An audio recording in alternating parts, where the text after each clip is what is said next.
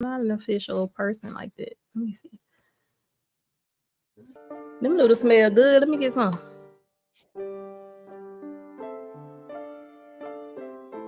Not it. All right, yeah, I'm trying to do the chill vibes. You know what I'm saying? What's up, y'all? Welcome to Otaku Talk. Okay, so I'm gonna give you one job, and it's to remind me when we start talking about Jujutsu Kaisen to take this Otaku Talk is started soon off the bottom of my screen. Okay, was it on the whole time last time? It was definitely on way much too long. Much too long. So we're gonna try that. Okay. So now that I've told you that, I'm probably gonna remember. So that's my hope. But hey, welcome to Otaku Talk. We missed last week, and I was literally biting my pillow, yelling, screaming, nosebleed. I was so upset that we didn't have a show last week, but it was for a good reason. So Twan got a new tattoo. Oh, I did. Yes, you did. How you forget? I really did. Ginormous. It is, but it's been like it was itching like crazy yesterday, but today like was the first day that it like the second skin. I switched my second skin on it, so it's like clean, smooth, and it wasn't itching at all today. So I did kind of forget like completely that you had a tattoo. It's really nice. We're not gonna make Twan show y'all the thigh meat. I about to say I couldn't show y'all. I don't have no way of showing y'all this tattoo. You're gonna have to just follow Twan's socials to see it. It's very beautiful. I have a picture. Yeah, it looks very good. It's amazing. I don't know how you tolerate it. How long did it take? It took 6 hours. That's a long ass time. Dragon Ball Z. It's very beautiful. I can't wait to see that with a set of like hoochie daddy shorts. Mm-hmm. That's gonna be nice. I gotta get these thighs together. Yeah, you gotta get the thighs together. Yeah, so that's a dope tattoo. So shout out to that. So that's why we weren't here last week. And oh my God, did Mappa make me regret the decision to like, I should have got a backup host or something. You really should have, because it was quite the episode. Should have got a back because Nanami was out here. Nanami is out. The girls are still showing out on the internet. I have been I have sent you an abnormal amount of videos over the last 2 weeks. Abnormal.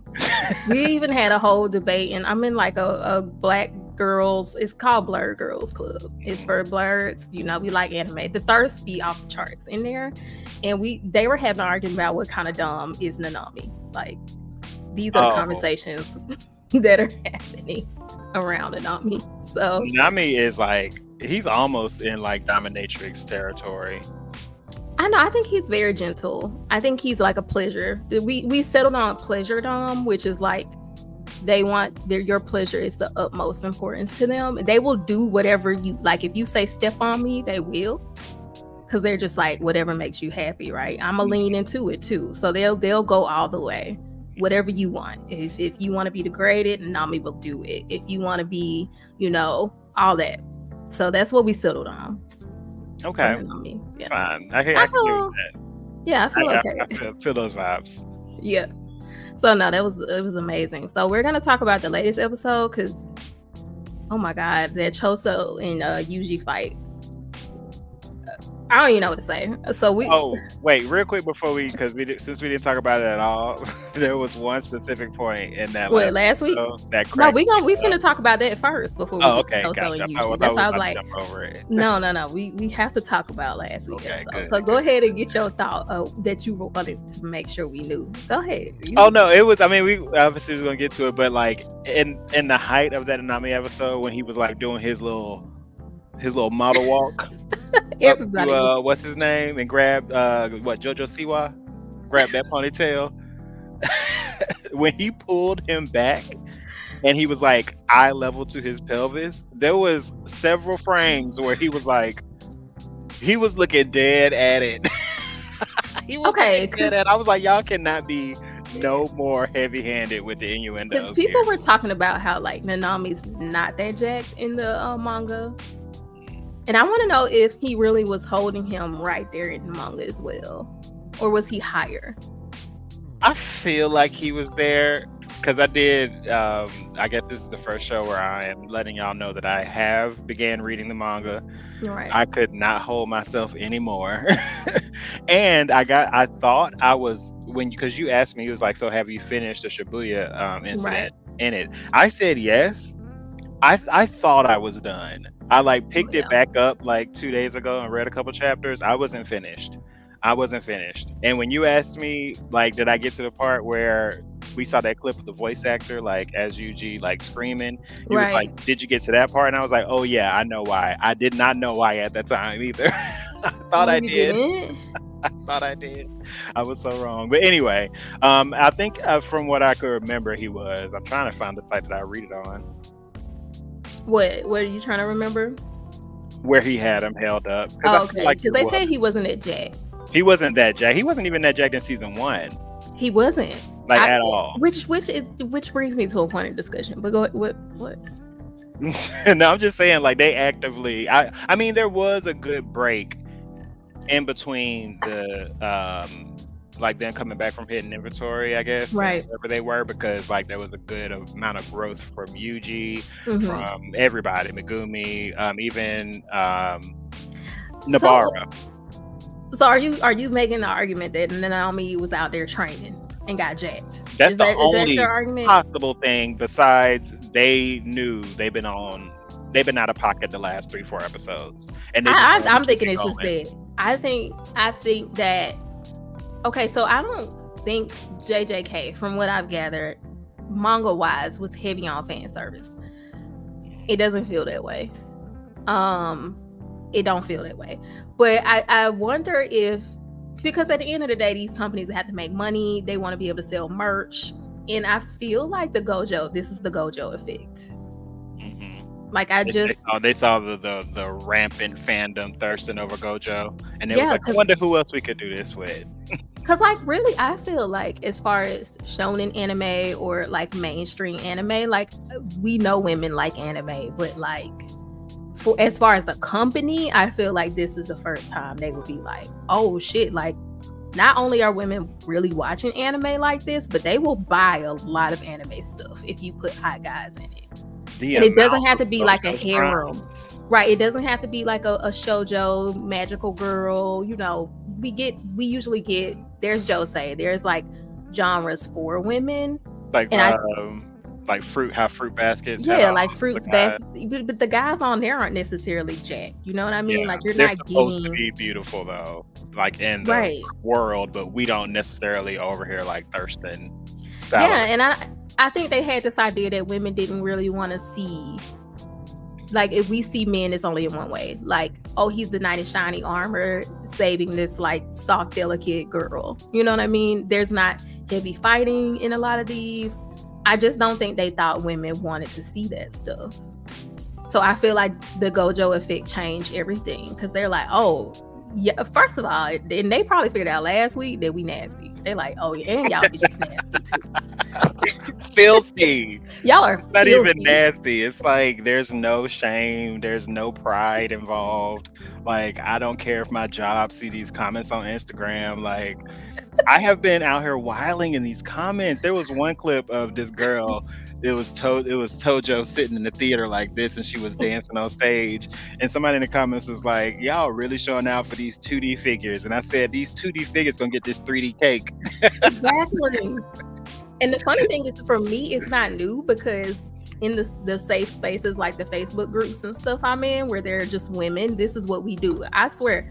When the Tengen arc came out, the Entertainment District arc, we were all photoshopping ourselves as the fourth wife. Mm-hmm. And then like eventually it got so bad in the group that we were photoshopping everybody in the group into the picture. So it ended up being this like collage of every black girl in the group in Tengen. Like, we've been this crazy and unhinged. But like, when you think about it, like, what other show has had an ensemble cast of those type of characters in a show? Like in Demon Slayer, you got Tengen, yeah, great, but like, who else? Like grown sexy men, like not these like feminine. And that's why I think it's the Gojo effect, because I feel like they're like, oh, women want to see like very manly men, not like Baki ripped. It's not about being ripped, right? I mean, the Nanami is ripped. It's the energy though. Right. Yeah, it's the energy. So I don't know. I just noticed it. I think that's why Nanami got so buff.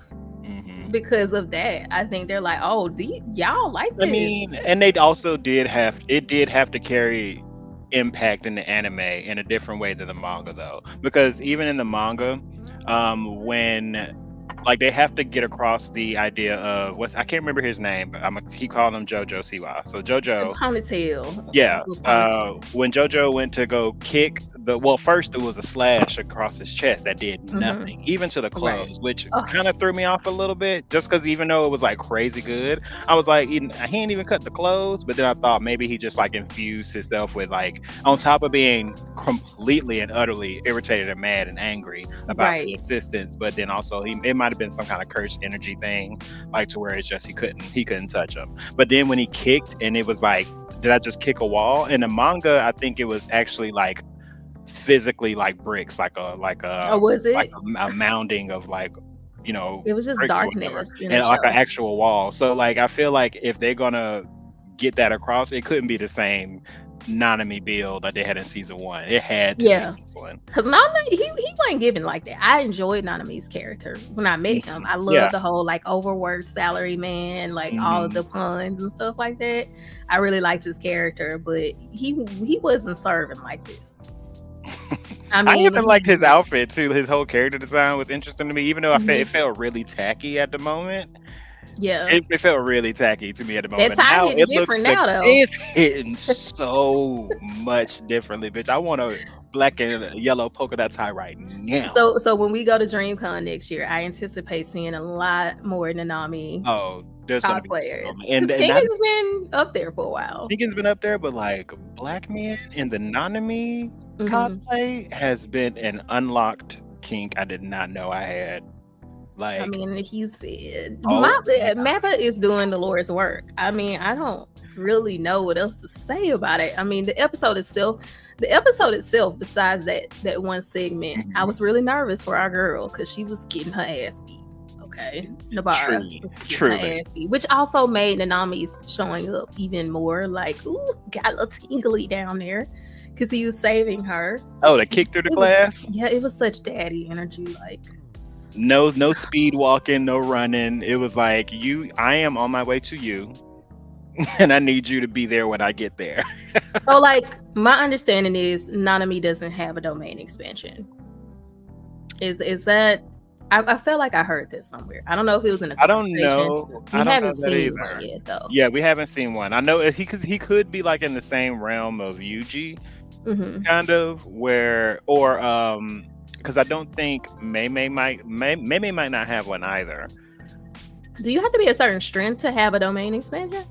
I don't know, but it could also probably like apply to like what your ability is, like for like you, how you work with the curse energy, because everybody's not doing it the same. Yeah, and they have like I can see ways of certain people's domain expansion amplifying or making their ability a one hit or like, what's it called, 100% hit chance that it'll hit or something like that. Because some people aren't like what would manipulating it. Yeah, what would his domain expansion be? Like his power is to like have it like kind of trickle back his output of the curse energy. So I'm not imagining what his would be. Mei Mei's is the ability to control crows, but I just don't. I'm so ready to see what she actually does, because I mean, that sachet was crazy. Oh, that was which was also fan service too. A different type though, which is why we've had this talk. It's for the female gaze, and Mei Mei was definitely serving. I mean, it was just like a whole, like her walking with this ponytail. I'm just so excited to see what she can do too.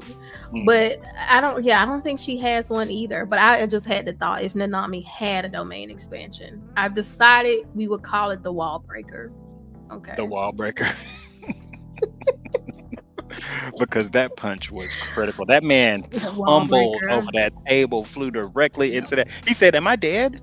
Did I die?" He died. He died 3 times. I'm assuming he killed him because apparently the marks on his face represent his lives. So when Nanami punched him, he lost one. So he did die.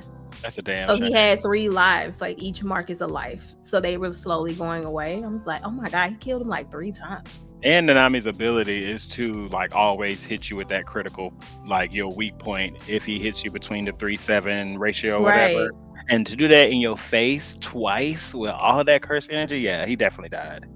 he, He I died was surprised it wasn't an multiple explosion. times. And also, was this the episode where we did see Toji? Just to make Mhm. sure we touch on. Okay, so Toji, which we didn't see him this last episode 37. No. But the last we saw, he killed the old lady. Oof, erased her. He erased. Like so He said, quick. "Who are you talking to? Who are Yeah. you giving orders to? Kill all the Jujutsu sorcerers? Okay, that's you, So right?" he basically like killed her grandson by like his power just overwhelmed him. So he That's what no it seems longer like. exists. Yeah, Kuda, and giving you your on-air props, because I was wrong. You were right. That was his grandson, or the old people's grandchild, not Toji.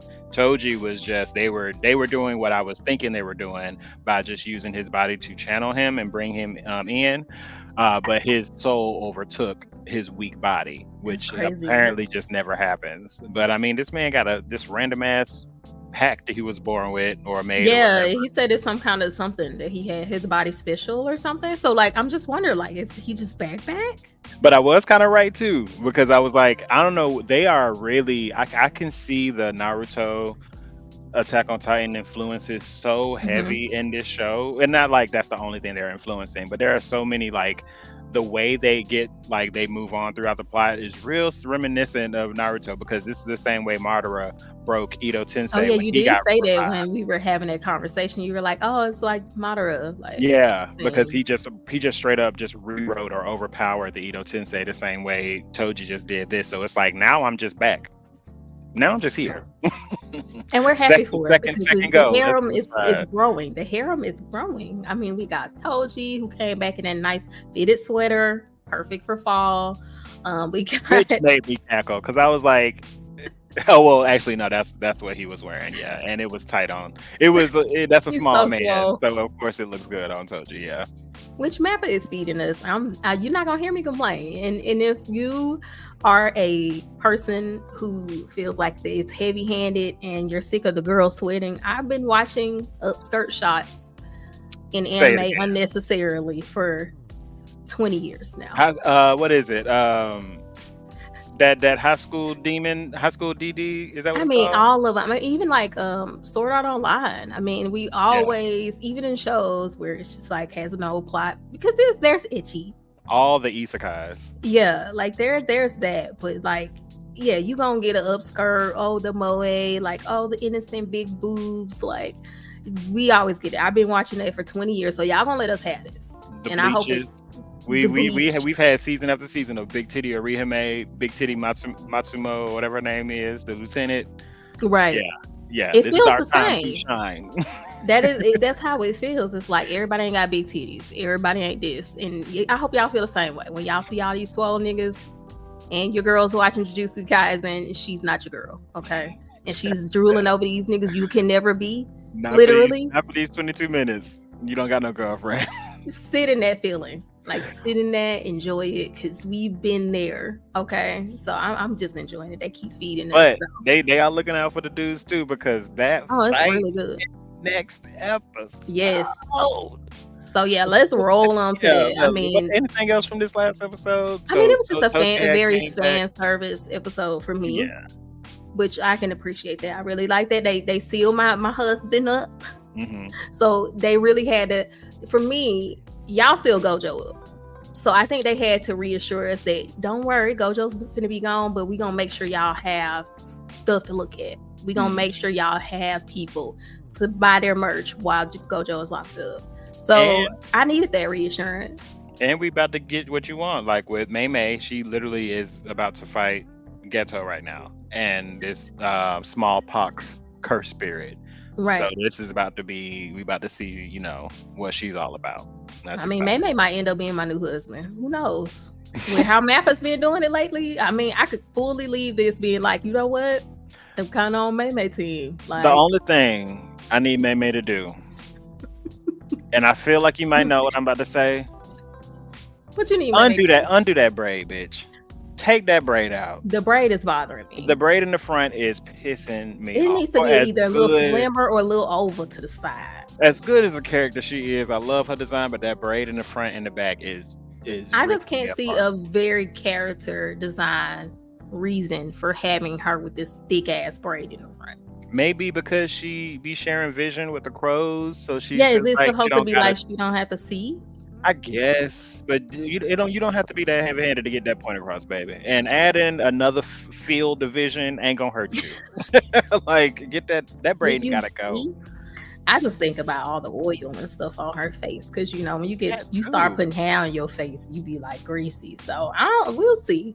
I hope she like flips it back and it makes her more powerful or something. Like, maybe she like, I'm gonna undo this braid and then y'all hoes really in trouble. I mean, I guess that's what happened with Onohana and Bleach. Once she undid the braid and we could see her scar, she was a whole different person. Yeah, I hope it's like that or something, because her face was definitely out before in the past. So I don't know what this new. Oh yeah, she had it in a little high pony. Yeah, so I don't know. I don't know what's up with the braid, but yeah. So that's episode 36. We got reassurance that the eye candy is not going to be hard to find. We got Nanami had his moment. I'm interested to see what goes on now. But moving on to the latest episode, which came out this week, was the fight we've been waiting for. Choso versus Yuji. And if there was ever a moment where I was watching something and thought that is on-site energy, like that's what people mean when they say, when I see you, it's on site. At the door. This was that. Choso was definitely with the Black Air Force. When I see you, it's on site. Like millisecond reaction. Reaction. It was beautiful. I love the way that was animated. First of all, Yuji, why are you jumping downstairs? Because that leaves you very vulnerable. Okay, leave him alone. How was he supposed to know he was supposed to just run into somebody in that very moment? And plus these motherfuckers like to talk. Okay, anybody else would have gave him that chance to land. Okay, it just so happened that it was Choso. And you seen the way Yuji jumped into the light, because he really was playing with his life. He was really playing with his life. But to just to really hit on that one thing you said, like this is the fight we're waiting for. I didn't know I was waiting for this fight. I didn't either. Really didn't. Like, yeah, of course I got to the manga and I was like, this is crazy. Mm-hmm. But I don't know, like that fight felt epic in the manga, but seeing it animated, the angles, the lighting, it was so cyberpunk. It was so because I know you watched it. Little era of lighting. When you saw that red and blue highlight and adjust the position, I was sitting over here. You know how I felt about cyberpunk edge runners. Like, I was sitting over there getting my life. And I didn't expect the blood to be animated like that either. I thought it was gonna be dull, like legit, mm-hmm. like copper looking blood. It was so appreciated. It was so needed. I mean, probably wasn't. Like, I probably could have got that same fight with some kind of a matte looking blood and been just fine. Well, but visually struggling people over here like me wouldn't have seen shit. Okay, that blood would have been any darker. Yeah, it did help highlight the way he was using the blood, which was just so good. Watching those blood bars peel back, the blood being sucked off of Yuji's face to be reused. It was so good. And then it was like, I love the way like the physics in this show is really honored. The way when the blood was like kind of sucking him up and you could see his head being lifted with the blood, but then when it let go, it kind of like left him in a position where he was like kind of staggered, and then Choso came up and like took advantage of that moment to uppercut him. Oh my gosh, the fight choreography. The fight choreography is good. I'm really appreciating the narrator, which I mean, I can't remember the narrator in season 1. I'm sure they were there. But Jujutsu Kaisen is such an intelligent show. Like, I've gone back and I feel like I've been watching Jujutsu Kaisen back like I'm studying for an exam. Yeah. Because, I mean, remember we were studying like domain expansions and like how all this stuff works, and like, I mean, it is really, and they really do take into account like physics and like power and like how things work, and explain these techniques to you, and it would behoove you to kind of pay attention to it. It makes me appreciate how intelligent Jujutsu sorcerers are, and it actually, this fight in particular, because we were having that conversation last week, about Yuji not being a main character. I really enjoyed this fight because it really showed Yuji like he's really quick on his feet and really smart, and like you kind of got to see that growth that they talked about. I really enjoyed seeing Yuji and like how he was thinking through this fight. Yeah, you hit on two of the points because I also like this episode was so good. I took notes. See, I took notes. That's like an outline that's like a lecture for college, and you just did an outline. Really though, because like you mentioned how you was happy, he's like, we talked about him not being the main character. I was going to ask you, I was like, how does it feel? Did you even like really process that when Itadori kind of admitted he wasn't the main character? He was like, I now know my role. It was like towards the end when he was getting his ass whooped. Yeah. And he was like, I now know my role. Like, even if I die, I'm taking you out. I don't have to be the one that saves. I really love that. He was like, this is my job right here. Everybody else, Nanami, Megumi, Navarra, they good. This is where I'm supposed to be. I was like, you better stand up. He even said, I know my role. Stand up in your regular niggas stand up. Stand up. You know what I'm saying? Character, sir. I really enjoyed that. Also because like, as far as shonen, I did that rant the other week as far as like everybody can't be special bitch, and I just really feel like, even though I don't think that's how it's gonna play out, I really do appreciate that him being like, maybe I'm just a normal bitch and I'm just gonna die here. Like, which I feel real normal in this moment, right? I feel real normal in this moment. Like, he's beat my ass. Like, these niggas stronger than me. Like, maybe I'm just a regular dude. Like, maybe I'm not that dude, Which so, is like I love crazy because he is 100% that dude. He is 100% that nigga. It's like imposter syndrome. But you chilling with Gojo though. Right. And in comparison. But like looking at this isolated fight, like he took so many immediate L's in this fight, but pushed through every last one of them. So he started off the fight with a hole in his wrist. Yeah. Okay. Not even long after that, this man got stabbed in both his feet. And what did he do? While the knife is still in his foot, he kicked up and socked this nigga in the neck. With everything he did, he pushed through this. What was it?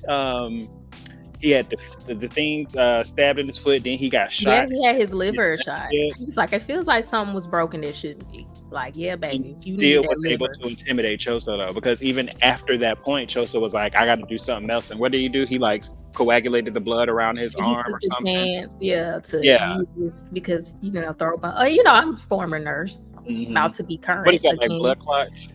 Yeah, like I really appreciated like hearing about. I don't know how that whole blood solvency and blood cell walls and thrombosis landed on people who don't really know about that stuff, but I really was just like, I just loved it. I just liked how they paid attention to that stuff. Well, they do and that's another point that you hit on. That's also in my notes about Hunter x Hunter. Hunter x Hunter does like they have a constant like narrator like we had in this episode and the one where he was Gojo.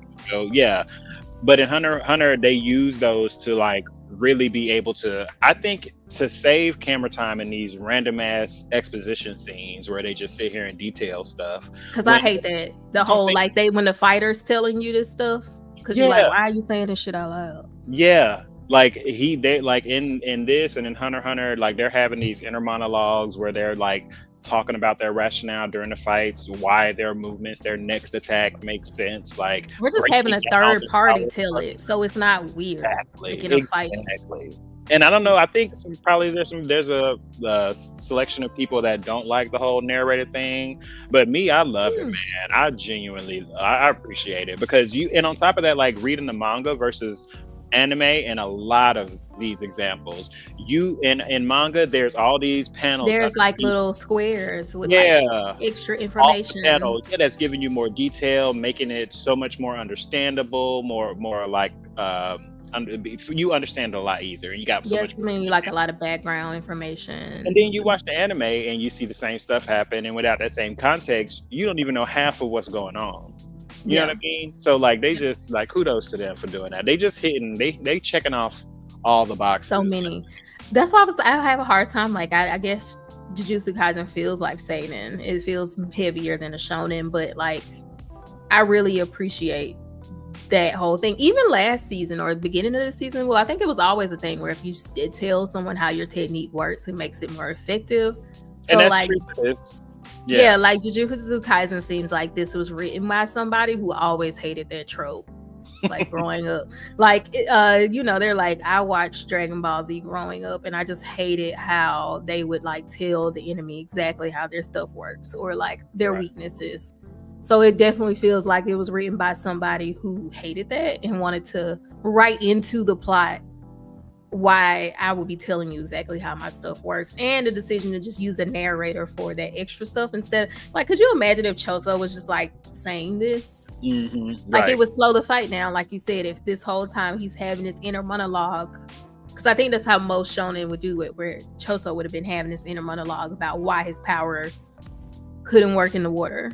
And it would just ruin, because like, we don't need them explaining this because it would ruin the pacing of the actual fight. You know what I mean? Like, this was high octane from beginning to end. Yeah, there was that brief moment where it broke up. So I love that moment too. Conversation with Itadori, but like the rest of it was like just high octane, like 100% the whole time. Like, and if he would have been like, can you imagine if the fight would have broke up and Choso would have been like, you'll never escape this beam. Why? Because I can coagulate and I can make all the blood in this room. There's a chance that I could get a pebble. There is a chance I could get a blood clot, but you were worth it. Like, that's you're worth it. It's like that's how it would have traditionally been. It would have been so corny. This fight was. I love that they also didn't break away from the fight and give us like other plot, because it was in the manga. This fight was broke in half with Mei Mei's fight in the middle. Oh, I love like, that they did that. The choices. I love that they choices. It's really trying to take a top anime for me. Like, as far as I haven't had an anime this path. Yeah, if it keeps on this path. Oh. Easily, because you would think it stops there. It's like the manga's out and then there's anime, and a lot of times, like, for the most part, I feel like a lot of shows try to stick really close to the manga. Like, there's not really a lot of surprises, but I did see Mappa, like you mentioned with Chainsaw Man, starting to do that. Like, we got these little transitions, these little ASMR very aesthetic transitions that weren't in the manga. So it seems like they've taken a lot of what they're learning from Chainsaw Man and incorporated it into Jujutsu Kaisen. And it's like, between them working on Attack on Titan at first and then like going to Chainsaw Man, and here you really see them kind of putting all that stuff they've learned into Jujutsu Kaisen. Because they're gonna do a slow walking scene with a slow scroll in 3D. In 3D. They gonna do it. It be 3D. Like, we're gonna blow the blood. We're gonna blow the budget on Gojo twisting this pencil around. Because remember, and they got better at it. Because remember how they had Aki looking on Chainsaw Man. But I said they gonna do a scrolling walk with strangely overly 3D wall scrolls, the ceiling scrolls. I don't know why, but I appreciate it. We've had like 5 shots of a slow scroll while someone's walking. You living for it? Because I appreciate this so much more than like a whole arc, a whole season of random non-canon filler. Fill out my canon with stuff that doesn't change the plot, but at the same time add so much richness and context, like aesthetic, fan service. Like, widen the lens of the panel that we see in. Give us shots like at landscape. I want that type of stuff. Make me feel so much more immersed into the world, because once again with Hunter x Hunter, that's probably one of the best animes when it comes to like world building and power scaling in a rational way that doesn't just like Dragon Ball Z, where one person is like as strong as a god. Next time, it's the person that owns the universe. Next person is the person that created the universe. Like, you know what I mean? Like, it don't have to be that one up type thing. I mean, they basically power scale. So how they had to make them niggas little kids. That's what I'm saying, which is also annoying because this new Dragon Ball Z coming out, y'all have the perfect. Sorry, I didn't mean to like sidetrack your thought, but I was just saying, like, y'all scale them niggas up to guys. Y'all had to make them kids because there's nowhere else you can go at it. I'm gonna save this rant. I'm gonna take it to 2 sentences. Y'all waited till I got this tattoo to piss me off, because when I saw the trailer for this new Dragon Ball Z, I said, "Who asked for this?" We had 15 years of Kid Trunks and Goten. We don't need the whole cast as kids. So are the kids infants? Huh? Are the kids infants now? Like, No, I don't know. I think it was like probably they could probably gonna do the same thing with GT. It's like Rugrats, but make it Dragon Ball Z. Nobody wants that. But whatever. I mean, it's Let's kind get of back to Jujutsu. sorry. I didn't mean to slide track. No, but the power scaling, you were saying the power scaling makes sense. Yeah, everybody has these unique abilities, and it's how they utilize their abilities that makes them a threat, not the fact that they're just godlike. And what we gonna do? Who else got to get rose to godlike to handle them? You know what I mean? I'm sorry. But yes, I mean, it's doing all the things right. Y'all know this is not usually my genre. I've always liked seinen though, like dark stuff. But I just love everything they're doing with this fight and the cinematography. I'm just looking forward to. We did get a little bit of confirmation on something when we did our reaction to the trailer before it came out. There was a shot of someone standing, and we weren't sure who it was because we were like, is it Gojo? But then we were like, Gojo got sealed, and they had a hole in the back of their shirt, and so we now know that is in fact Yuji. And we haven't seen that. Well, I'm assuming Sukuna because we haven't seen that shot yet. Yeah, and with the amount of damage that Yuji took in this fight alone, holes in his feet, holes in his wrists, holes in both sides of his hips, shoulder cut, shoulder blew out. I mean, it's giving Jesus. I'm just saying, it's giving Savior. But like I don't think that's what it's gonna be. But I'm just saying, if you think about those wounds, you got the piercing through the feet and the hands, and then the body, you know, the slash across. Like, I mean, it's giving Lord and Savior. Just saying. I'm just saying. Christian people do not come into my comments. This is Bree's opinion. This is how I watch stuff when you're like thinking about theming and how you set a character up for a return, a resurrection. How you pay something or you set up something. And so in that way, I do feel like let's talk about what we think is going to happen next, because before we get on to next, we had the final scene. That's what I'm saying. The final scene's kind of hitting on that. I feel like that's positioning something, you know, a resurrection of sorts of Yuji, but his true identity will be revealed in his resurrection. Like, that's what I'm saying. That was my link from the Jesus. It's giving Jesus wounds to it's giving I'm gonna come back, but when I come back, the reality of who I am will also be revealed in that coming back, because there's no other way I would have been able to return if that wasn't the case. I was thinking, because I mean, whenever Sukuna takes over, he just gets instantly healed. You know what I mean? He was super quiet this whole time. Sukuna. Oh, and then it was the one shot we got in was right before the memory. Like, he was like, I can't believe I lost to this scrub. And then he like did this slow blink, and then it led into Choso freaking out, and he had this random ass memory of them at this fucking Mad Hatter dinner, feeding each other. Like, bitch, what is this? Like, first of all, y'all just ain't gonna. The fight was amazing. The fight was amazing, but the whole time I'm watching this fight, like, Sukuna real quiet right now. And he's not usually that quiet. He always talking shit on the side. Usually he would be talking shit while you just getting his ass beat. Mm-hmm. So it was just really weird that Sukuna was so quiet. And like didn't kind of, and then even that moment, like right when he went down and he's like, oh, you got beat by this. Like, I'm expecting him to pop back up, wake up, and like Sukuna's taking over. Like, I thought he was gonna wake up laughing, you know, just like, oh, we in trouble. Mm-hmm. And then these two girls walked over and he was still laughing. I'm like, so what's really going on here?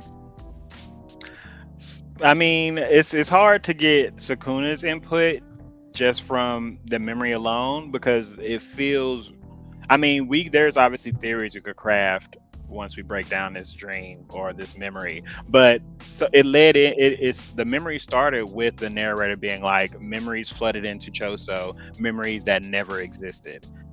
But what is So I'm not this narrator that's cute, but you just got here, bitch. So I'm I not don't gonna really. trust you yet. First of all, how you know? So you think Who these are are you? legit memories?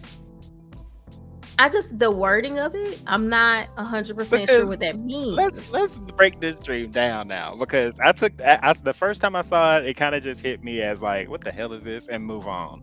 But like now, because keep in mind, and also I'm trying to be very transparent with my manga reading this.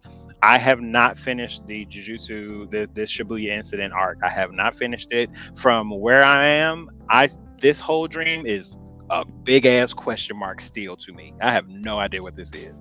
So when I watched it on my rewatch before the show, I did it like an hour before the show, so it gave me a little bit of time because I started to have questions. So in the dream, they are in these little cute little outfits, feeding each other pasta, real serene scene. In my brain, I was like, okay, this cannot be a real memory because Yuji has not lived with curses like this and on to what that we know of. But I mean, come on, unless he has Yeah, memory I mean, wipes. like when would this have happened in his life? Because he looks like he currently looks as well in that Right. vision. Yeah. And then it got me to thinking, okay, how did these human curse spirit things come to be? And I was like, I know they touched on the season one. So the last 30 minutes for the show, I went back to season one and I Hmm. went to episode 22 through 24. Where the And I was brothers. just skimming through those. Yeah, it was the final fight at the end of season one.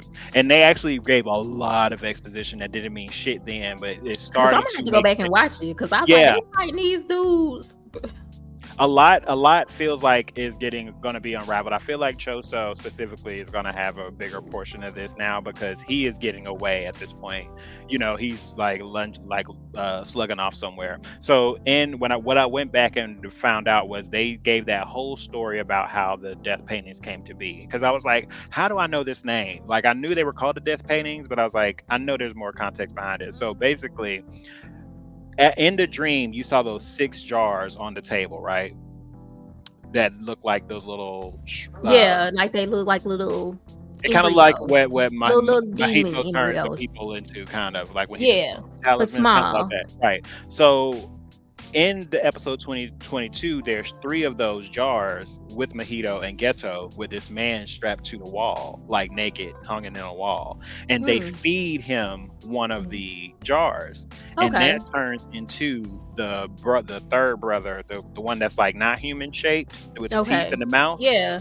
So the other 2 were Choso and his other brother. So Mahito fed those cursed wounds to Uh huh. humans to give them that body because they were sealed for like 150 years. Hmm. So yeah, so Mahito and Geto were the reason they even kind of are walking around right now, but they Okay. still have an independent wheel outside of But is they it aren't cursed, like they like? aren't working for him Is this like why that. they look the way they look now? Like, did he in essence give them a body to be in, I or did think they look so. like that in the past? And no, because they gave even more explanation, which is like forming a theory here. So, okay, so we now know that there was 9 of these siblings or these cursed wounds, and Okay. then in episode 24, 2 episodes later, at the last episode, they went way into detail about how they got birth. So there was this woman back in the Meiji era. Find out how long ago that was. Meiji era. How you spell it? Meiji. Okay. But yeah, Okay. so there was a girl that was born with the unique ability to have a child with a cursed spirit. Now she didn't know she could do this. She was just pregnant one day and like got all this ridicule and all this stuff because like she's over here trying to be the Virgin Mary. You know what I mean? But Right. but apparently this she got it was some cursed spirit that got her pregnant. She ended up having a baby and then running away because the criticism was like crazy extreme. And she ran away to this temple where now at this temple she ran into this like jujutsu sorcerer that was like the most evil, the most vile, and they actually gave a Hmm. name. And I was shook because in my brain I was like, ooh, this is Kenjaku. I was like, this is Right. Kenjaku. But But it it's was not. like, no, it was Nemo Noritoshi. Okay. No, Kamo Noritoshi. He was like the most evil and vile sorceress, and he brought disgrace to the three major clans. So I'm like, okay, so now are they saying that he is part of one of the three major clans, which means he's either Zenin, a Gojo, or what was the third one? I can't remember the third one. Were they Noritoshi? I don't think they were Noritoshi, were they? You talking about the third? The only clans I remember now, I be getting confused by the clans, like the Gojo, the Zenin, and then they just named the clan that Choso was using for blood manipulation. Oh, what? Okay, maybe. Let me look. It was somewhere like a K, I thought, but I don't know. But they just named another clan because they when Mikamaru was telling him, you know, this is used by this clan or whatever. Yeah, that was a new name. It was the other dude from the other academy. The Kamo family. You're right. Yeah, I'm like, it was something with a K. I mean, but oh no, I forgot how Japanese names works. Noritoshi is his first name. Kamo is his last name. So yeah, it was Kamo. So Noritoshi from the Kamo family was the evil sorcerer that he realized she had this ability. So he got her pregnant 9 times and then aborted her kids 9 times. They didn't say how he got her pregnant. They didn't say how he did the abortions. They said all of that knowledge, including what happened to her, was completely kind of like erased. Yeah.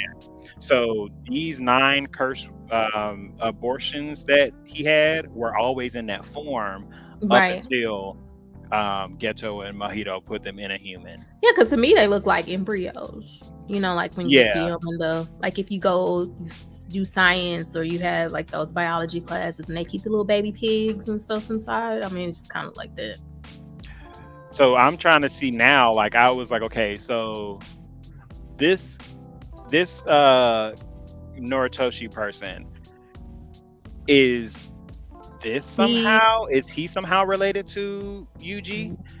Because we haven't heard anything, and then there's still like 9. There's still a bunch more than if there's 9. Well, are they still in the? Well, that's the thing. I think jars? They have. Yeah, they in the dream there were 6 more jars. Yeah, there were still 6 more brothers, I guess. And he was saying that they were together isolated for 150 years, so they only had each other for company. That's how those 3. Those 3. I didn't see the 6, so I don't know if Geto and them still have the other. Because I was like, why wouldn't y'all just go around putting them in humans and bringing all your family back?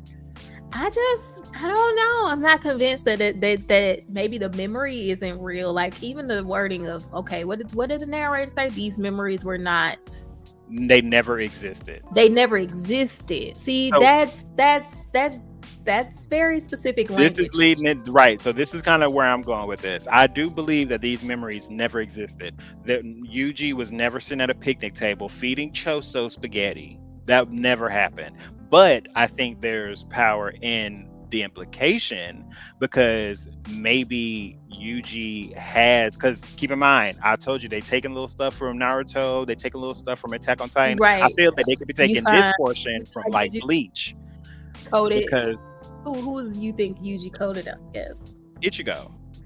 Because Ichigo has the ability to be a Shinigami. He has the ability to be a Quincy. He has the ability to be a Hollow. They could be doing the same thing with Yuji. Yuji could maybe be part cursed spirit. That's probably where he got his unhuman, like his inhuman type strength from. I mean, he doesn't strike me as human. Yeah. We'll see. Hey, Hood Magic. I'm like, is Hood Magic watching this? We'll see. I mean, let me see. Let me go. So it's time for crackpot theories yet? Yeah, I think that's what we're doing now because this is all a theory to me. Keep in mind, I'm gonna have to go back and watch season 1. I'm gonna have to go look at like the beginning when they were like I've watched season 1 like 3 times now. I guess I'm gonna be watching right at this point like 3 times, right? So I'm gonna have to watch trying to put this stuff together. Trying to put it together. Okay, so the fact that they said these memories didn't exist, I'm like, okay, they didn't exist. Like, but what does that mean? Like, they didn't exist as far as Choso was concerned. These memories didn't exist. I've never seen this before. I've never had this memory before. You know, are these my memories? You know, saying that they never existed is from Choso's experience. That's not to I say would that it didn't imagine exist for Yuji's too. anybody. And then we also have to talk about how these memories even flooded Choso. Yeah. So to me, that because I feel like there has to be a reason they flooded him. I don't know if it's because he absorbed Yuji's blood, like and so then, because he was absorbing his blood. He was absorbing his blood to do the attacks. Yeah, like as he was bleeding out, he'll just give you more blood. Like he was taking Yuji's blood as it was coming out of his body. So like, is that why he suddenly had these memories? Or he didn't even touch him at that point, like when the memories flooded him? The theories I'm thinking, okay, this is what I'm thinking. I'm thinking the memories, legitimately, like literally they did not exist, right? I'm thinking that because Choso has such a strong Nakama type vibe to him when it comes to his like brothers and stuff like that, that there is some sense of relation between Ichigo and these cursed spirits. Ichigo. And they're not baby. Oh, you don't call the baby Ichigo. It's Yuji. Itadori. Right. Not cursed spirits, because they're not cursed spirits. They're a mix between human and cursed spirits. So there's some relation, and from that story in season 1, in my mind, Yuji's dad is a descendant of that evil ass sorcerer. I mean, that makes sense. Like he could be a descendant of him, and that's why I don't even think it's that far removed for me. I think it's something that's happened in his lifetime, like that specifically. I don't really know. I'm not really buying that he's just a real regular human boy in any capacity. No, definitely not. Like even if he was mixed, I mean, in the sense of, I don't think Itadori was a little kid who was born and just grew up and had a regular life, and then he just stumbled upon these niggas one day. Like, I'm not buying none of that. Like, I'm really not. I just don't believe Yuji was ever a little kid somewhere. Like, I don't. I'm not buying that Yuji was ever a little kid, like in kindergarten and shit, just kicking it. I mean, like, well, wait, he did have the little girlfriend, didn't he?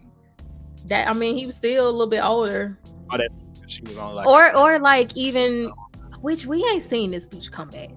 Which also, okay, so he did remember her, so I guess it would be him. But I don't know.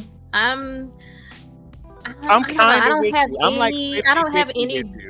don't have any reason for feeling this way. But I don't feel like Itadori we know is like really somebody who looked like him existed somewhere, maybe. And then, oh, okay.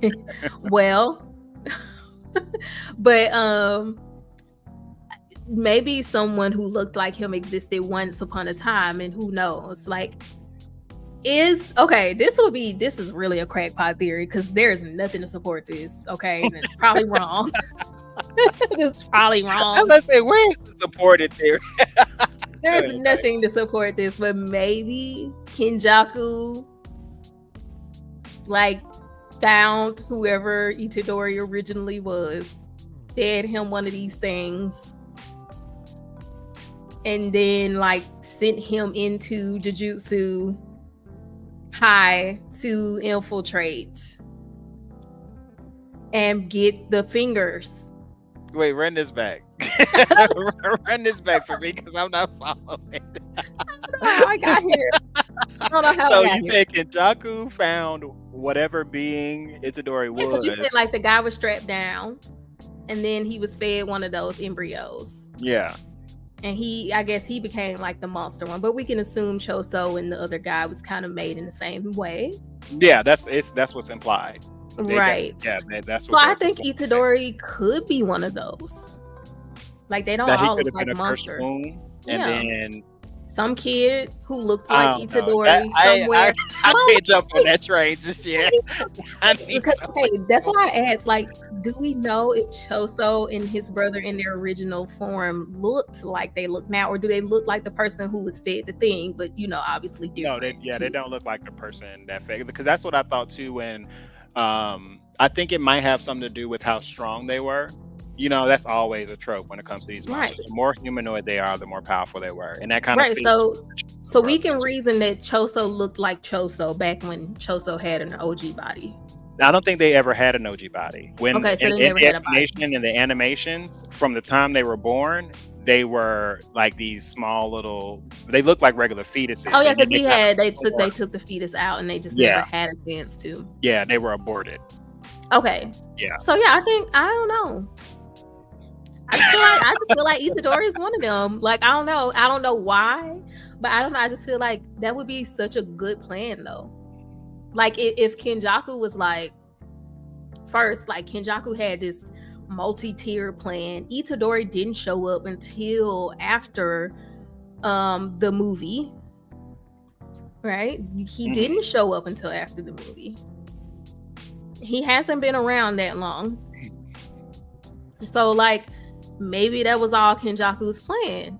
First, I'm gonna get this body. I got Geto's body.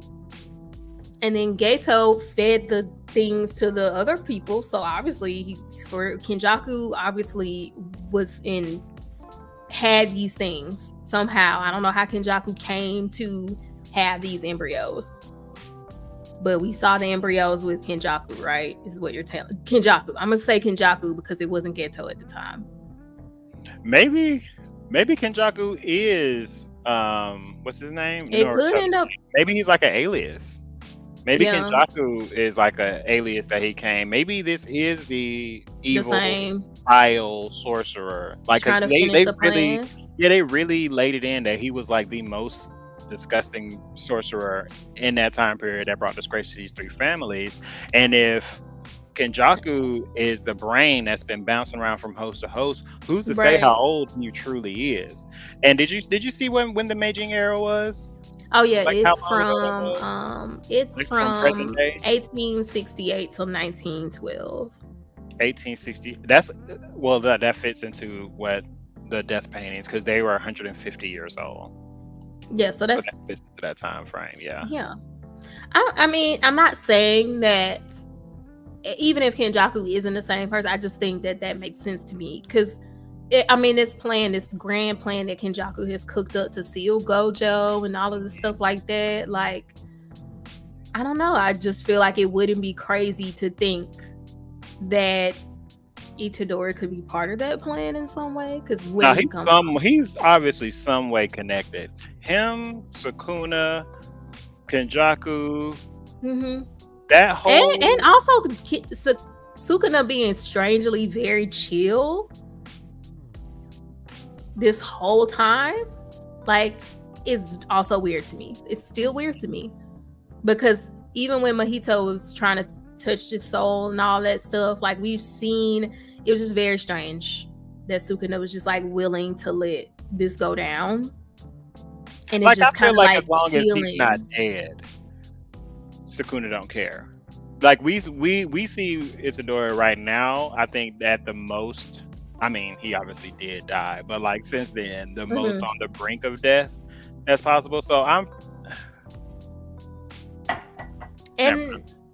just because I'm trying to formulate. And also, theory, Choso just like left him alone too, and he wasn't dead. Yeah, he did. Which is also weird because I definitely feel like Choso. I feel like the reason he stumbled off is because he has in his brain and these memories. He started to see that. He started to see some, and this just goes he sees some relation to Itadori with his other brothers, so he can't bring himself to kill him. That's why he missed that final attack and stumbled off because he's trying to make sense of what's going on in his brain. You know what I mean? Yeah, I don't know. My theory is I'm kind of like, it's crackpot theory. I just think maybe Itadori was part of Kenjaku's plan, fed one of the things, sent to Jujutsu High, because they probably needed Sukuna's fingers, and also in some way I could see Kenjaku kind of knowing that it might intrigue Gojo enough for it to like actually kind of work. Because Gojo was really the one who was like, let's not kill him. Let's see what he can do. Let's go. Let's get the finger. Like, you know what I mean? And just seeing how thought out this whole plan with stealing him was, I could just see Kenjaku kind of being intelligent enough to pull that off, or foreseeing that.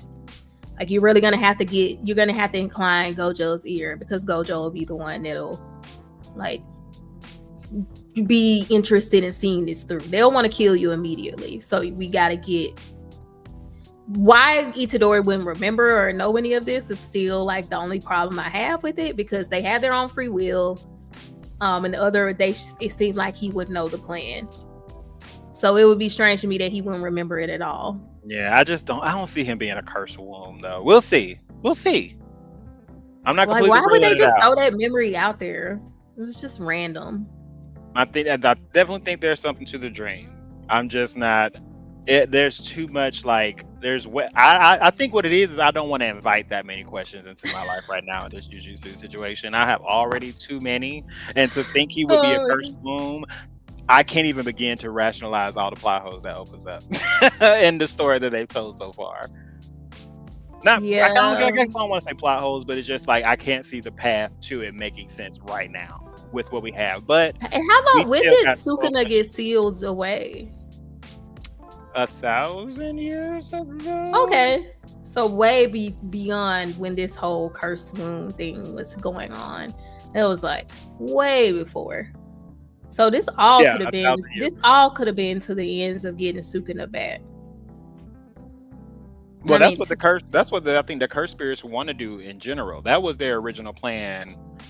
Well, we don't know Kenjaku's full plan, but I think that's what the other curse spirits believe the plan to be. It could have been Kenjaku's plan back in the day, even. Because we still don't know how many fingers they have in total. Right. The curse spirit side. Right. We trying to get them on the Jujutsu sorcerer side. And that could have been the evil sorcerer's whole goal too. Because it's like you need a vessel. You would need an appropriate vessel for Sukuna. And maybe one of those, what do they call them? They call him something. What did Gojo call him? What? When he saw Choso, he's one of those curse painting. Like maybe they were created with the whole idea that they could potentially be a vessel for Sukuna. Yeah, I feel like a vessel. Yeah, that's definitely I don't disagree with Sukuna. I mean, them trying to make Itadori a vessel for Sukuna, because he's the only one so far that can handle ingesting any type of finger. Right. And he has like he got 4 now, 3 or 5, something around there. Yeah. Like he been slurping them things. I saw you gonna buy one of them. I think they have one you can eat. The chocolate fingers, I've seen that. Yeah. I don't really have too much of an interest. Number one, I don't love chocolate like that, and it's just like to have a finger. I don't know. I'm not a huge collector too. I have random shit I pick up. You're not a collector of cursed fingers. Collector of a lot of things. All my little toys and shit are so random. From so I was about to say, you don't collect anything in particular? Not really. I think I don't know. I want to start though. Once I get my new apartment and I am like decorating and stuff like that, I'm probably going to be much more, because I just don't have the space for it right now. But once I'm trying to think, do I collect anything? I collect ears, but that's still how they. Yeah, so everything I have is so random. Damn, you're gonna have to get it together. You're gonna have to get a shelf and you're gonna see it all together, and then you'll be like, okay, I need more of this or that. And then you'll probably. Sorry, I was like, but because we kind of for the most part done with this episode. Yeah, we do. I mean, that was the last thing that happened. Yeah. To be honest, I am, and another reason why I'm probably not inviting a lot of questions into my life right now is because, did you just hear about the recent situation with the hiatus with Jujutsu Kaisen in the manga? No. Mm-mm. Apparently, Vitch, are you listening to me? Can you hear my voice? Can you hear me clearly? Yeah. The author had to take a hiatus because he was so traumatized from the events that took place in the most recent manga. He was traumatized. By something you wrote? So he had to take a week off to be able to collect himself and get back to writing. So why write it? I mean, maybe it was just that good because you know how you start writing too. And Yeah, you it kind of put takes yourself on into its it. Yeah, so you see where takes on the its cards are own. falling. You done wrote yourself into a quote unquote corner, and you see where the cards have landed. Yeah, that's true. And it's probably like, I don't know. It just got me dying to get there, girl. Like I've never heard no shit like that. This I know. I've I've never heard no shit decided like that I was gonna finish this arc without reading. Mhm. 'Cause I'm like, it's airing right now. It's no reason to ruin that. Right. I'm gonna finish this arc and then I will read after that. Cause I don't know. It felt like a very long time between season 1 and now, and I'm not really trying to do that long wait.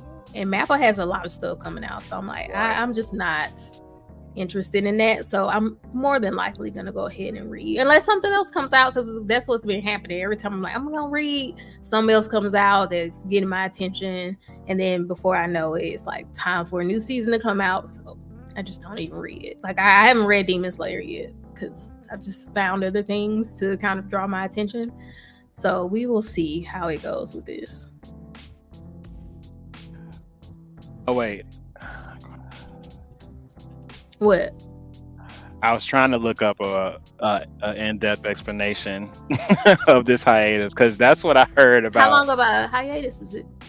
I think it's just is it a couple? It's just a short. Oh, okay, that's not bad. No, I don't think it's that bad. Yeah, that's not bad at all. But anyway, I'm very much excited for this journey. Like, if it keeps going to the rate that it's going, like, I don't know how, like, just seeing, because I know these next couple episodes are going to be ridiculous. Mm-hmm. I just can't imagine what they're going to do, like, season after season to keep one-upping themselves and raising the stakes. Like, what is the oh my god, they're gonna keep showing. They're just gonna have to, at this point, they're just gonna have to show full dick prints. Just gonna have to see some dick. I don't know what else to tell y'all. And then outside of that, I mean, they could just keep doing what they've been doing, because it's really gone and stepped up from season 1 to now. I loved how hidden inventory looked so different from where we are now, and like the stylistic choices they're making. So they can just keep doing this. Before I forget, a lot of people were saying also, just so we know, Choso did not show his abs. Oh, he did it?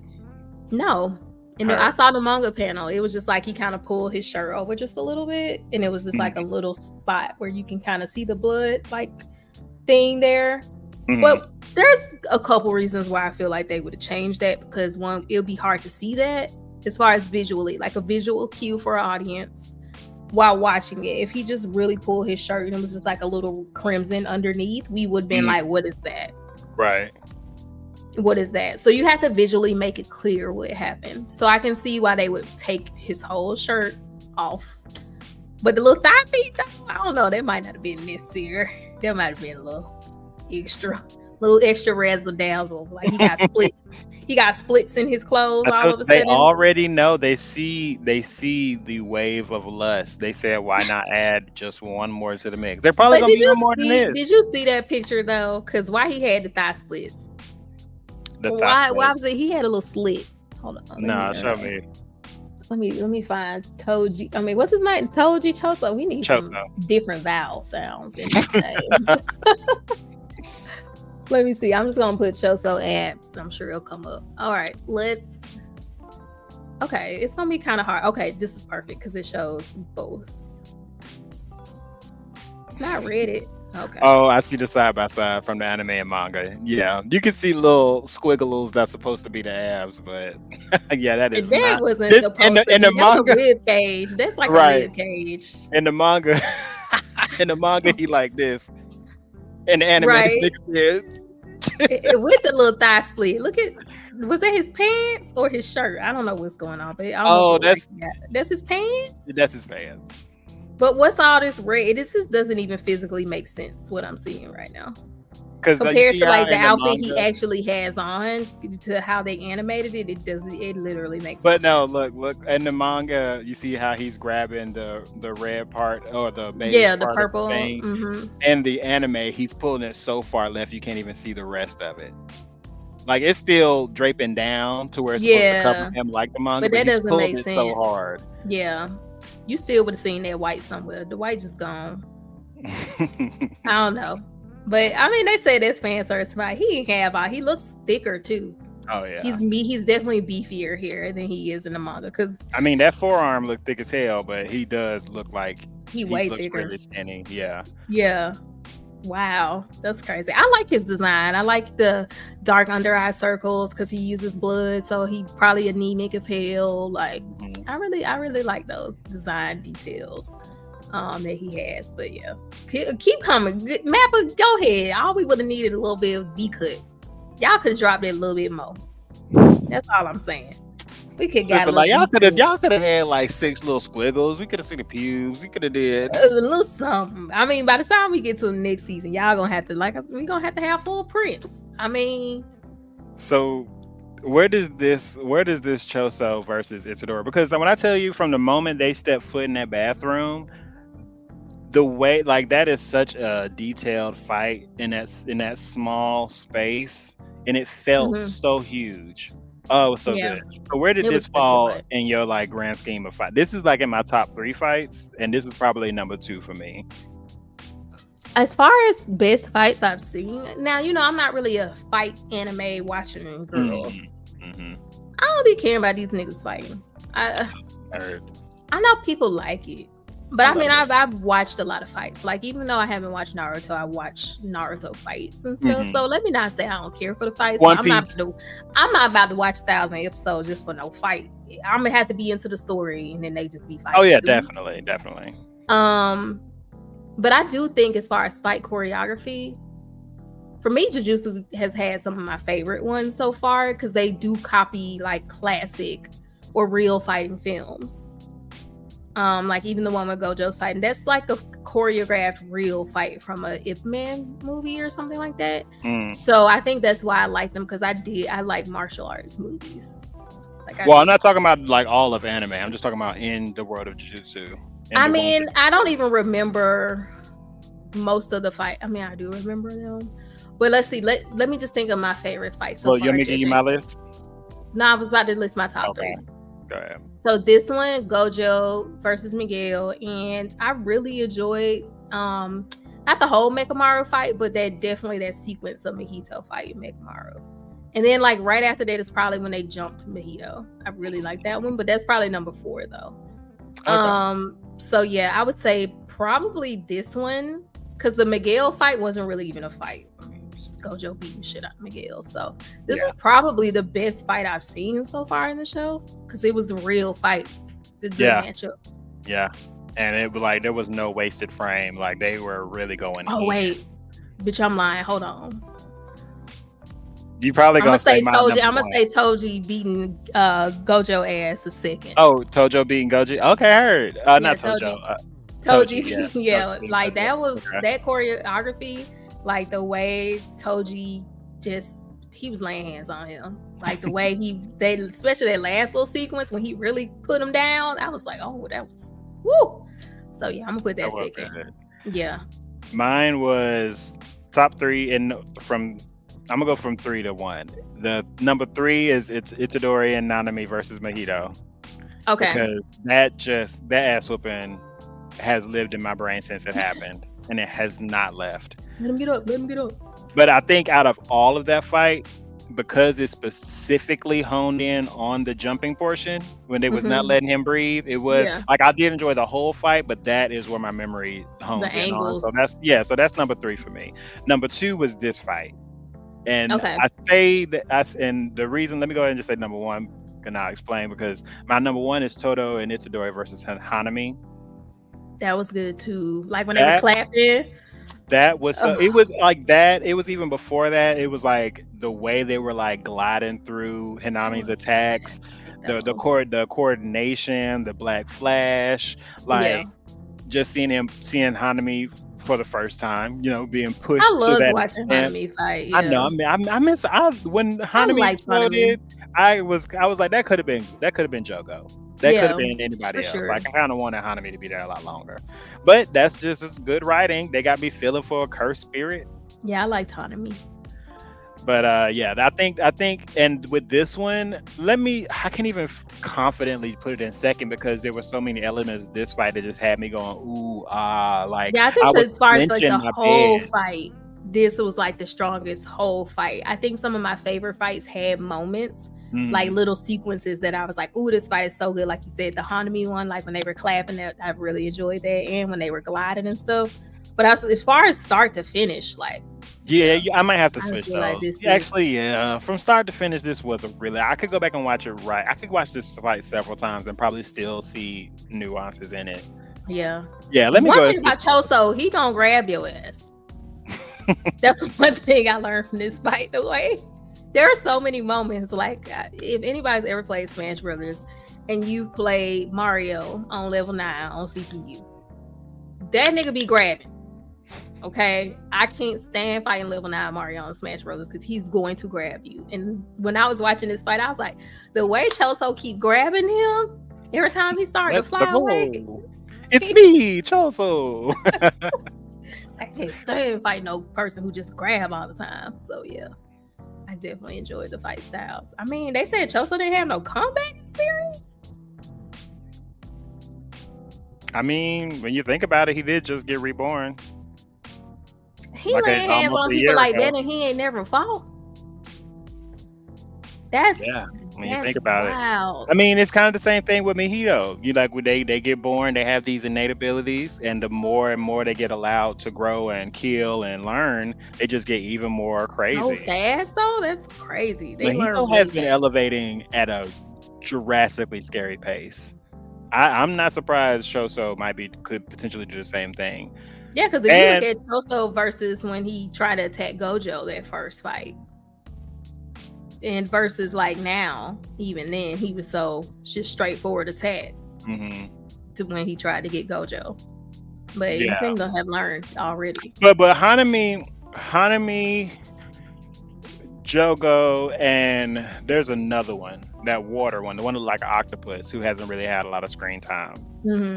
I think those been around for a minute though. They're not the same as like the death paintings and Mojito. Right. Like they are freshly born. I think these curse spirits, they've been around for a minute. They just been, low key because of Gojo. Satoru. Yeah, we've seen a lot of stuff come out of the woodworks. So I don't know. I'm still holding on hope. I'm still waiting for that chick who came all the way out the way to see him to do something. I don't know. The more time comes by, exactly. I just like she's not, but I'm just like, I'm like, who are you, chick? Like, if she was just what was pop the up point at of the that? end of this, like, if she was like the big villain at the end of the Shibuya incident, I would be a little irritated. I would be mad. I don't know. She kind of don't need to go back. I don't know if she's a villain, but like, let her be the guinea in the epilogue of Harry Potter. Let her be the reward for Yuji. But what if she fits into my crackpot theory and like Yuji remember her, but it wasn't then when she talked to him where she's like, "You're not really him." I don't know. Or maybe she's a descendant of the woman that gave birth to the cursed spirits or something. The cursed paintings. I don't want her back. Don't come back now. Don't come back now. She don't. Go away. Episode. It's just like, what was all that for? But you know what? Out of all of the things Jujutsu Kaisen has given us compared to other anime that does this religiously, I would not be mad if that was the only random ass throwaway thing the show gave us. Yeah, no, I'm not. It doesn't take away from the show, and it was it's like there's one. That's the one thing I can think of that I'm like, this could and probably will be useless in this show, and I'm not mad at it because everything else feels like there leads to a point. It just seems so like I want to read the manga to see if she pops up or how that was even handled in the manga.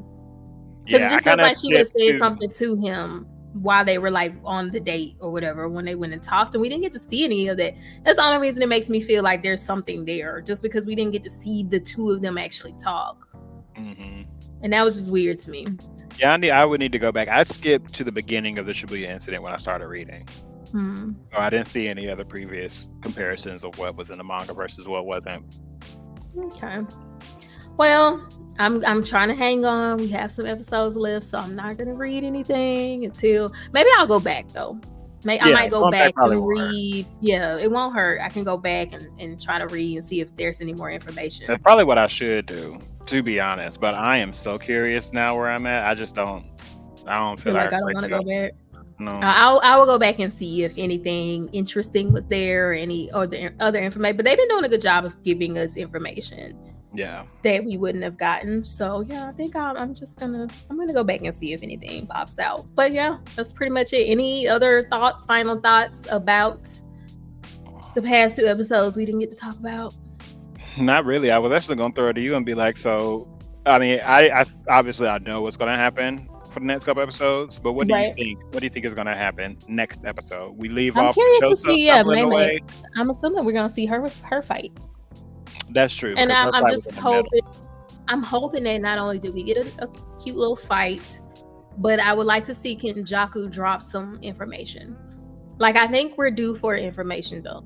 It just feels like we're due for some sort of information dump as far as like the big plot of it all. Yeah. So I'm hoping that we get that next episode, since we will probably see the confrontation between Kenjaku and Mei Mei. So hopefully we get some sort of "this is my plan," blah blah blah. I feel like it's time. It's so much has happened that we haven't had answers for. That I hope we get that. Heard. Fingers crossed. Yeah, we definitely probably gonna get Mei Mei next. I didn't think about that. Her fight was in the middle of their fight, so it'll obviously at least be after. I can't see them doing a lot in between going back to her. Right. Is she fighting this little spirit? She already beat. No, she's confronting Kenjaku. So I'm assuming that's who we gonna be fighting. Okay. Yeah. She should. Well, the cursed the last thing we saw of them in anime was the cursed spirit doing its first attack, and she cut her way out of it. And that's it. Right. And obviously we're gonna have to get the information, because right now I think they're thinking Gojo is just like in a somewhere tied up. Well, like she went through the motions just like Gojo did. She was like, okay, this is not ghetto. This has to be some kind of other thing. And then the moment he used curse manipulation, she was like, ooh, I read this wrong. Yeah, and then I think that they think, as far as everybody's concerned, I don't know if Mei Mei knows, but I think they think Gojo's just like, because Itadori's like, oh, we can go get Gojo. He's in there. Like, I think they're just still thinking Gojo is just like tied up, or it's gonna be like, oh, we just have to go open the door and let him out, or. Well, they know I don't know if they know how he's sealed. But I don't think they know. Yeah, I think they're still thinking like we can go and just let him out. Mm-hmm. So I feel like that's why I feel like we're due for information. I think Kenjaku will better explain exactly what happened, how it works, and like what we're actually dealing with right now. So I feel like we're due for that. I don't see this fight being a long fight. I don't even see it being an even matchup. Well, I'm hoping the exposition isn't really about the prison, because we did get we know how the prison realm works. Like he's trapped. It won't be unlocked unless he dies or kills himself or something like that. Right. So like I don't know how they're gonna work their way around that. Maybe Gojo might even get smart and find some way to like stop his heart or something. Do like a false death. But yeah, I want the exhibition to be more solely about Kenjaku than anything. Yeah, that's what I'm hoping we get. Like Kenjaku, if there is any connection to the past, or why Kenjaku had those in the jar, the spirits and the curses in the jar. Like I want exposition about that kind of stuff, or even just what is the plan? What are you doing this? Yeah. Why are you doing this? Yeah. And then like maybe it segues into how Sukuna fits into this, because once again Sukuna's been super quiet, and we still haven't had that shot of Itadori up and walking, and we know it's Sukuna. Well, we know we're gonna get it. We just don't know how, so that's gonna be exciting. And what is Sukuna actually going to be doing when this is happening? Because I'm starting to think that Sukuna is not going to be on helping Jujutsu High sorcerers. Buckle up. I'm just like, that's all I'm gonna say. Yeah, I'm just saying, I just have a sneaking suspicion based on the shots I've seen that Sukuna is not going to be helping anything we want to go down when Sukuna decides to step in. I cannot wait. Like next episode is gonna be great now, but I think it's gonna be the next 2 or 3 after this Mei Mei fight, bitch. I'm so Cannot wait to do this. excited. I'm gonna have to. You think they're gonna get, because you can't even post 2 seconds of Jujutsu without getting your stuff blocked. I'm like, can I watch this on Twitch? I'm gonna watch it on Twitch. Oh no, maybe. So anyway, but yes, we're gonna go ahead and wrap up. We've been keeping it right around an hour and 30 minutes. This is a good cutoff time. It's a great show. If you haven't watched Jujutsu Kaisen, I don't even know why you're watching this. If you haven't watched it, what is you doing with your life? Are you really an anime fan? Are you really an anime fan? But we'll be back next week to talk about the next episode, because I'm sure it's going to be amazing. If y'all have seen, there's new fall anime coming out now too, so I gotta kind of see what's out, see if it's anything I want to check out. What is it called? There's this manga right now that is ripping its way through the streets. Like, it's shooting up the ranks. I think it's only like 2 or 3 chapters out, but they're already calling it. Oh yeah, I know what you keep talking about. Yeah, I've been seeing that. There's also an anime on Netflix, something about Good Night World or something like that. Kagurabachi. I'm probably gonna read this tonight.